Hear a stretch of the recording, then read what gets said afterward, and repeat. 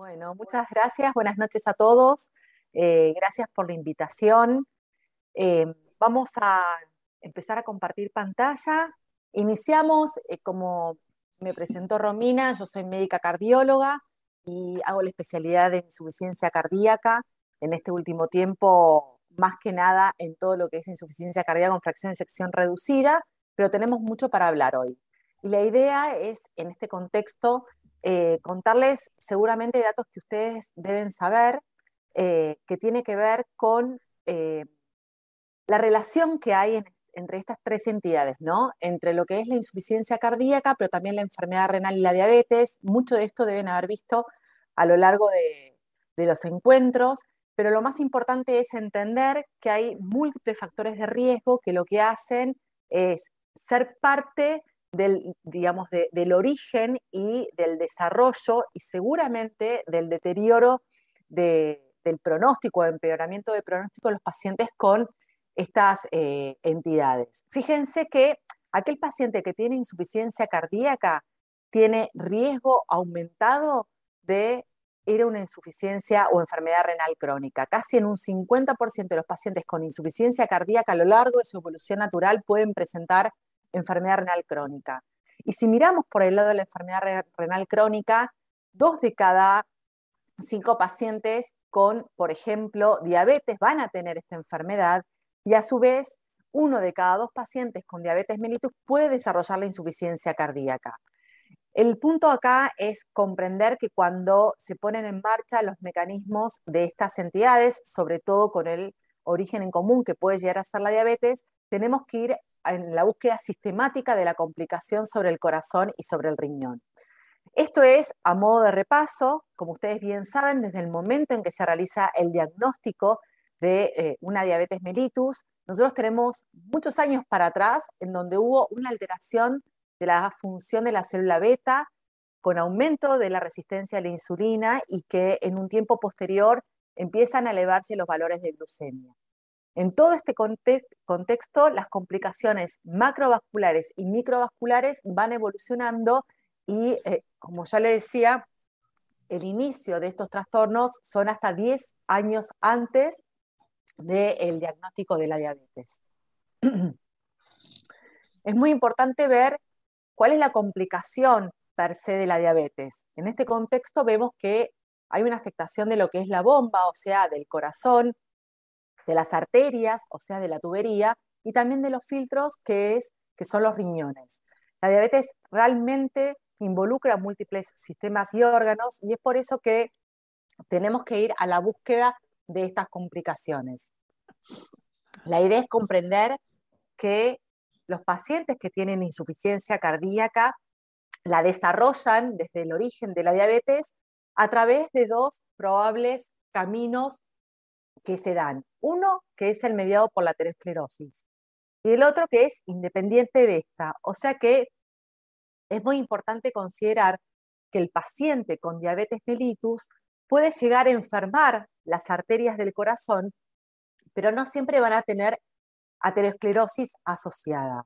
Característicamente, aquellos pacientes que tienen diabetes y desarrollan insuficiencia cardíaca mediada por aterosclerosis van a tener una prevalencia mayor en los hombres y la cardiopatía que van a desarrollar es la isquémico-necrótica con fenotipo dilatado de esa cavidad izquierda y con deterioro de la capacidad de bombeo.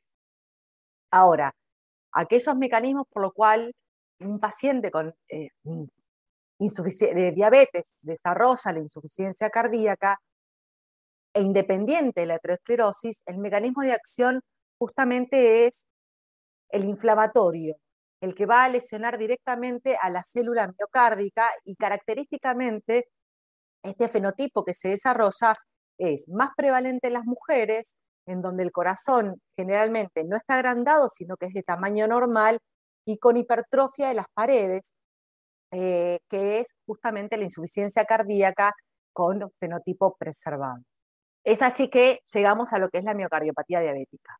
Rápidamente, la miocardiopatía diabética es la entidad que se define como tal cuando el paciente con diabetes desarrolla una alteración estructural o funcional del corazón, descartando otras etiologías probables. Fíjense que la inflamación, la alteración del manejo del calcio, metabolismo cardíaco, fibrosis y apoptosis finalmente lleva a un remodelado del ventrículo izquierdo, que en primera instancia es un ventrículo izquierdo rígido con disfunción diastólica, y que a lo largo del tiempo, si la anoxa se perpetúa y continúa en el tiempo, este corazón lleva a lo que es la dilatación y deterioro de su función sistólica.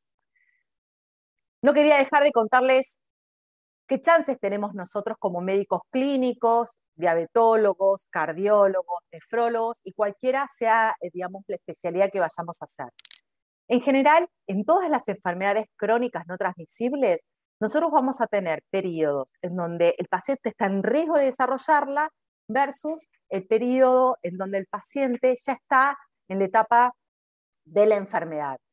En el contexto de la insuficiencia cardíaca, de la enfermedad renal, pensando en un origen en la diabetes, nosotros vamos a tener múltiples factores de riesgo que ponen justamente al paciente en una instancia de prediabetes, en donde el paciente sí tiene riesgo, pero no tiene la enfermedad establecida.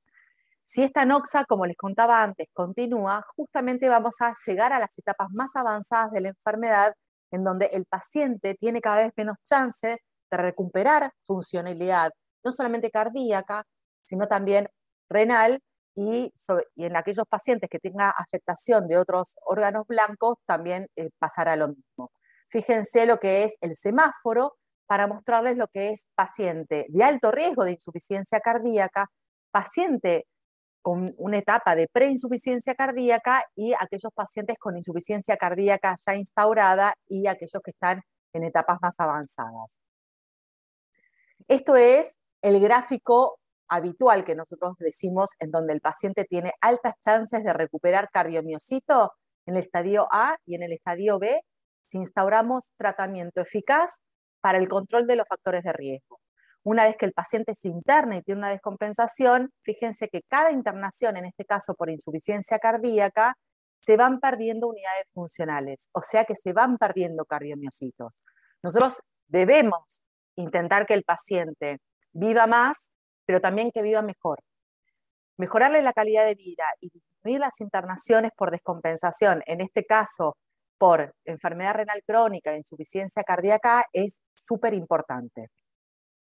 Ahora, como digamos, a modo introductorio, les contaba cuál es el proceso de por qué llegamos a pensar en los inhibidores del cotransportador de sodio de glucosa tipo 2 para los pacientes con diabetes.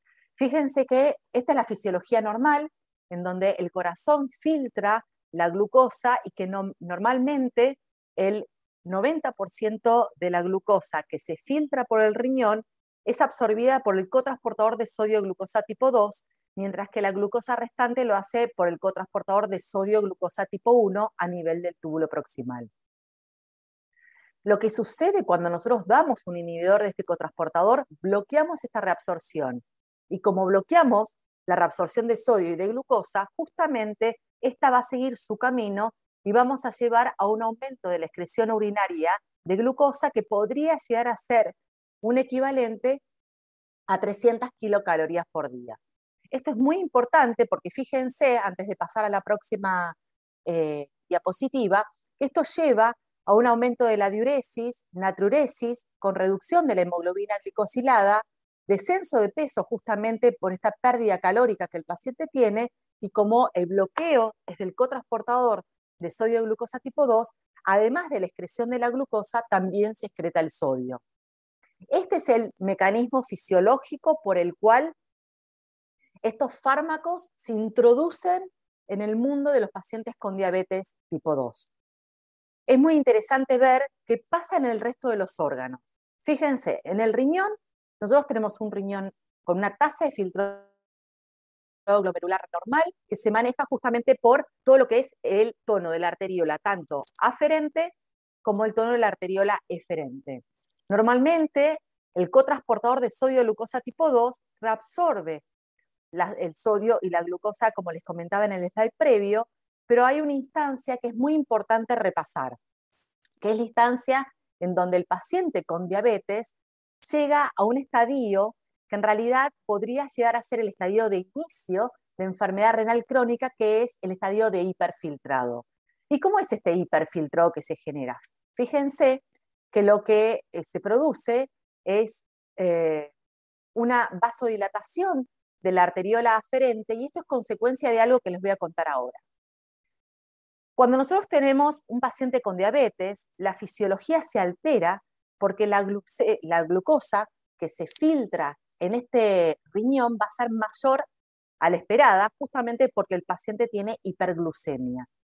En este contexto, lo que se hace, digamos, de manera compensatoria, es una upregulation de los cotransportadores de sodio-glucosa tipo 2. Entonces, esto logra en una primera etapa el aumento de esta absorción de glucosa que se filtra exageradamente en el riñón, pero recuerden que como es de sodio a la vez que de glucosa, lo que sucede es que la disminución de la oferta de sodio a la mácula densa disminuye. De vuelta, la glucosa está en exceso, se filtra, upregulation del cotransportador de sodio-glucosa tipo 2. Entonces, este aumento de la reabsorción de sodio, de glucosa, trae consigo la reabsorción de sodio. Esta reabsorción exagerada de sodio lleva a que haya una disminución de la oferta de sodio a la mácula densa. La mácula densa lo que lee y lo que evalúa es que está alterado el funcionamiento por la disminución del sodio justamente que se le ofrece a nivel distal y genera una vasodilatación de la arteriola aferente. Este es el mecanismo por el cual los pacientes con diabetes presentan hiperfiltrado. Ahora, ¿es bueno el hiperfiltrado? El hiperfiltrado, como toda enfermedad renal, entidades crónicas o enfermedades, digamos, no transmisibles, como les decimos a estas entidades de cardíacas, renales y otras, es que en realidad tiende a ser compensatorio. Si nosotros no ponemos un stop a este mecanismo compensatorio, lleva a un aumento de lo que van a ver acá, a un aumento de la presión a nivel intraglomerular, que en última instancia altera la función de este glomérulo y se van perdiendo a lo largo del tiempo unidades funcionales. ¿Sí? Entonces, dando un inhibidor del cotransportador de sodio-glucosa tipo 2, lo que se logra es hacerle un stop, un bloqueo a la reabsorción de sodio y de glucosa, por lo que sigue en su camino tanto el sodio como la glucosa, y la oferta adecuada de sodio a nivel distal, y en este caso un poquito aumentada, lleva a lo que es una restauración del feedback túbulo-glomerular con una vasoconstricción de la arteriola aferente. Y si nosotros tenemos otros fármacos en el uso de pacientes con nefropatía diabética, vamos a ver que también hay un beneficio sumatorio de vasodilatación de la arteriola eferente. Este es el mecanismo por el cual nosotros tenemos que pensar que los pacientes con daño de órgano blanco y muchos pacientes en estadios iniciales de las enfermedades, como les contaba en el caso de la insuficiencia cardíaca, tenemos que implementar fármacos que justamente detengan la progresión de estas enfermedades. Esto es muy lindo y se los traigo porque es gráfico. Fíjense que el mecanismo de acción que les explicaba antes de la hiperfiltración hace que aumente la presión intraglomerular, que lleva a esta hiperfiltración, que es compensatoria, pero que a la larga les contaba que pierde unidades funcionales. Si yo logro cerrar la arteriola aferente y dilatar o abrir la arteriola eferente, esta presión a nivel intraglomerular baja, y lo que se logra es preservar y cuidar a las unidades funcionales renales como son los glomérulos. Esto es lo más importante, y el mecanismo compensatorio de los pacientes con enfermedad renal crónica junto con lo que es inhibidores del sistema renina-angiotensina-aldosterona es muy importante. ¿Sí? Fíjense que la vasodilatación de la eferente tiene un beneficio agregado cuando usamos IECA y ARA2. Bien, este gráfico es fundamental para comprender qué es lo que pasa cuando usamos inhibidores del cotransportador de sodio glucosa tipo 2. Hablamos mucho de los cotransportadores y todavía no los nombramos. Uno de ellos es dapagliflozina, empagliflozina, canagliflozina, ertugliflozina, ¿sí? Y lo esperable, una vez que empecemos con estos fármacos, es que la tasa de filtrado glomerular caiga inicialmente. ¿Por qué esta caída? Por el mecanismo de hiperfiltrado al cual nosotros le hacemos un stop, como les explicaba en los slides previos. Si se comprende esto, vamos a entender por qué un paciente que tenía una creatinina y una tasa de filtrado glomerular calculada, determinada, al principio del tratamiento con estos fármacos, lo esperable es que pueda bajar hasta un 10%.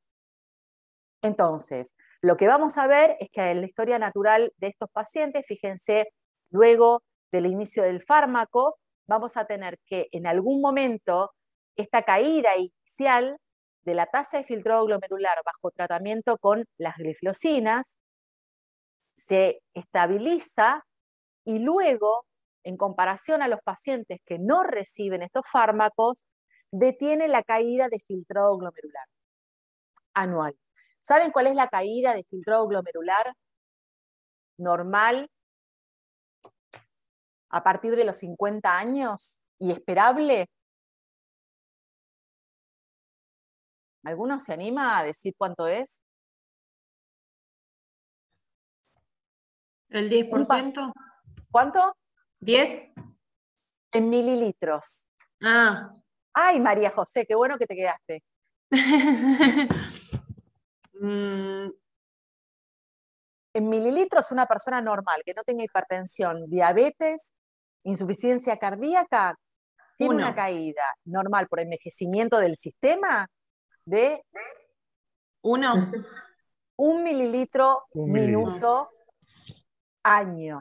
Esto es fundamental que lo sepamos porque en realidad lo que vamos a entender por qué cae esta curva. Los pacientes que tienen diabetes o que tienen insuficiencia cardíaca, esta velocidad de caída de la tasa de filtrado glomerular anual, biológica, se le suma una exageración para estas patologías, y sobre todo si se asocian, que puede llegar hasta 4 y 5 mililitros minuto de año de caída de lo que es la tasa de filtrado glomerular. O sea que se pueden multiplicar por 4 o por 5. Esto es muy importante, porque justamente el daño es sumatorio con estas entidades. Lo que logramos es que la velocidad de la caída, que viene muy empinada, en gris, la detengamos con las gliflocinas y las preservemos. Esto es lo más importante de todo. Ahora, es muy interesante ver, porque estas son imágenes en vivo, ya no son más gráficos lindos que explican un poquito lo que queríamos decir, sino qué es lo que pasa antes de la medicación y después de la medicación. Fíjense lo que es la arteriola aferente. Arteriola aferente antes de la medicación, arteriola aferente después de la medicación. Se produce esta vasoconstricción justamente porque lo que hacen es favorecer, digamos, la eliminación de sodio que llega a la mácula densa junto con la glucosa, pero el sodio es el que genera y es el efector de esa vasoconstricción por el feedback, ¿no? Normal túbulo glomerular.